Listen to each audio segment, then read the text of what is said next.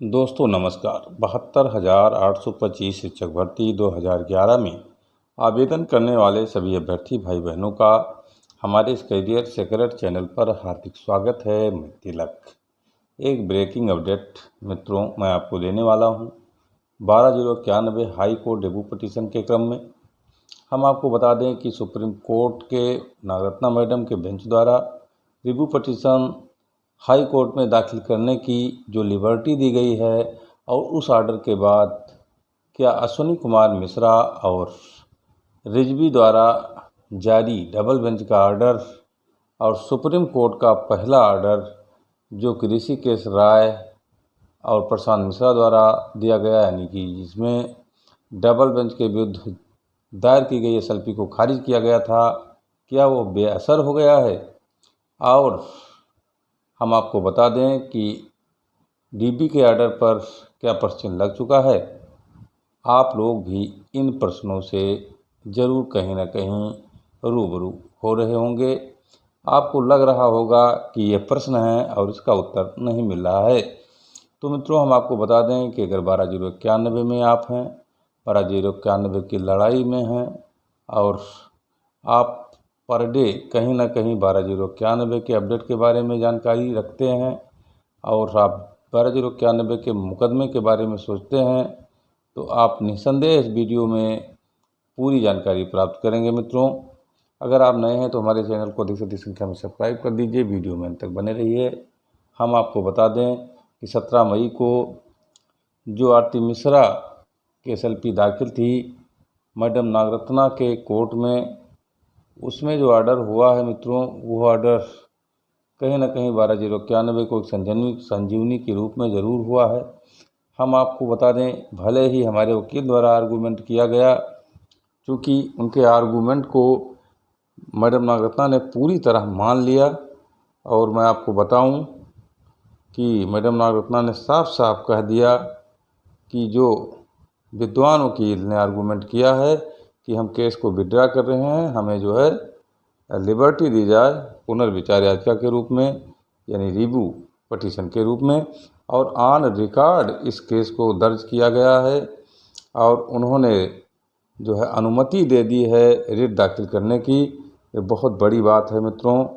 हम आपको बता दें कि कुछ लोगों का कहना है कि हम जो है रिव्यू पहले भी दाखिल कर सकते थे, तो कई प्रश्न उठते हैं। पहला प्रश्न यह उठता है कि जब आप सुप्रीम कोर्ट में चले गए थे तो रिव्यू का ऑप्शन कोई मतलब नहीं रखता है। आपने तो हाई कोर्ट का छोड़ करके सुप्रीम कोर्ट चले गए थे, आप कैसे अब रिव्यू दाखिल कर सकते थे? हमें तो लग रहा है कि आप की रिव्यू स्वीकार ही नहीं होती।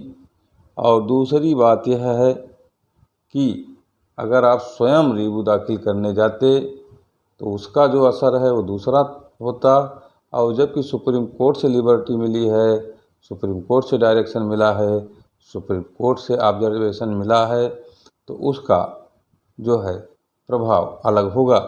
मित्रों हम आपको बता दें कि जिस तरह से मैडम नागरत्ना की बेंच ने रिव्यू पटिशन दाखिल करने के लिए आदेशित किया है, याचियों को लिबर्टी दी है, अपने आप में 12/091 के लिए एक बड़ी संजीवनी मिल चुकी है। हम आपको बता दें कि अब चूँकि इस ऑर्डर के बाद ऋषिकेश राय और मिश्रा की बेंच द्वारा जो मुकदमा खारिज किया गया था 12/091 की एसएलपी को डबल बेंच के विरुद्ध, वो समाप्त हो चुका है, यानी उनका ऑर्डर एक तरह से क्वैश माना जाएगा जब तक जो है पुनर्विचार याचिका पर कोई ऑर्डर नहीं आता है। साथ ही साथ हम आपको बता दें अश्विनी कुमार मिश्रा और रिजवी द्वारा दिया गया जो ऑर्डर 12/091 के सिंगल बेंच के विरुद्ध, सिंगल बेंच के ऑर्डर को जो पलटा गया, उस पर भी अब प्रश्न चिन्ह लग गया है, क्योंकि सुप्रीम कोर्ट के एक विद्वान बेंच द्वारा पुनर्विचार याचिका के लिए साफ साफ डायरेक्शन कर दिया गया है। और हम एक चीज़ और आपको बता दें मित्रों कि जब ये डायरेक्शन किया गया तो उस समय एक ऐसे विधिक शब्द का प्रयोग किया गया जो अपने आप में बहुत महत्वपूर्ण है। इंजम्प्ट शब्द का जो प्रयोग किया गया है मित्रों, उसका अर्थ होता है विवादित आर्डर, यानी जो आर्डर वो अश्विनी कुमार मिश्रा और रिजवी सर द्वारा दिया गया वो कहीं ना कहीं, अगर हमारे वकील और हमारे पटिशनर कह रहे हैं कि वो विवादित है, तो नागरत्ना मैडम ने भी उसको विवादित मानते हुए और रिव्यू पटिशन के लिए डायरेक्शन दे दिया है। ऐसे स्थिति में हम आपको बता दें कि उन्होंने गुड लक भी कहा है कि गुड लक, आप जाइए रिव्यू में। एक फ़ायदा यह मिला है, और सबसे बड़ा फ़ायदा जो मिला है, अगर बाई चांस अश्विनी कुमार मिश्रा और रिजवी की बेंच द्वारा दिया गया आर्डर पुनर्विचार याचिका में खारिज हो जाता है, या इनकी बेंच द्वारा खारिज होता है, या कुछ ही अन्य जो है बेंच द्वारा खारिज की जाती है, तो निस्संदेह ऑन रिकॉर्ड, चूँकि नागरत्ना मैडम के बेंच में लगा हुआ था, वहाँ लिस्टेड है, तो जैसे इसका जो है वहाँ सुप्रीम कोर्ट में हवाला दिया जाएगा, केस सीधे मैडम नागरत्ना के बेंच में सुप्रीम कोर्ट में चला जाएगा। और उसके बाद में मैं आपको बता दूं, उस समय जो है उस पर सुनवाई जब होगी, क्योंकि शुरू से लेकर अंत तक नागरत्ना मैडम ने बार बार हाई कोर्ट भेजा केस को, तो जब स्वयं सुनेंगी और स्वयं देखेंगी 12,091 के लोगों को अभी तक न्याय नहीं मिला है, तो कहीं ना कहीं कुछ हमको ज़रूर मिलता हुआ नज़र आएगा। अब इसके विरोध में खड़े लोगों की अगर बात की जाए तो जीरो संभावनाओं पर बात कर रहे हैं, और हमारे लगभग 50% याचियों को निगेटिव कर चुके हैं। ऐसे लोगों को क्या कहा जाए, और ऐसे लोग हमेशा जो है 12,091 की जड़ में मट्ठा डालने का काम करते रहते हैं। कुछ लोग पैसा इकट्ठा कर लिए हैं, पैसा पर कुंडली मारकर बैठ गए हैं, अपने बच्चों के पढ़ाई में लगाने वाले हैं, तो वो जान लें कि उनका बच्चा क्या करेगा।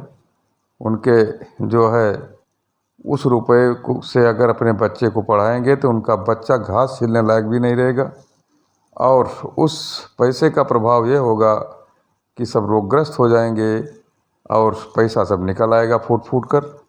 चाहे जो भी अगवाकार हो, याचियों के साथ खेल बंद करे, और अगर पुनर्विचार याचिका दायर करने की बात है तो उसमें सहयोग करके पुनर्विचार याचिका दायर करे, और दायर करते हुए एक बड़ा वकील खड़ा करे। जो प्रश्नोत्तरी वहाँ रखी जाएगी डीबी में, रिटर्न सबमिशन किया जाएगा या ओपन हेयरिंग होगी, उसमें उन प्रश्नों का उत्तर सरकारी वकील को अब देना पड़ेगा।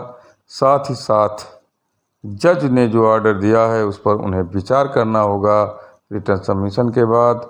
तो पुनर्विचार याचिका के बाद डीबी का जो ऑर्डर था वह असर हो चुका है। ऋषिकेश राय और प्रशांत मिश्रा का जो ऑर्डर है वह भी असर हो चुका है। एक बार पुनः 12,091 सिंगल बेंच के ऑर्डर के करीब पहुंचता हुआ, और फिर एक बार लड़ाई के लिए तैयार है, लेकिन अगुआ कार्य नहीं हो रहे हैं। सबसे बड़ी बाधा है मित्रों। धन्यवाद।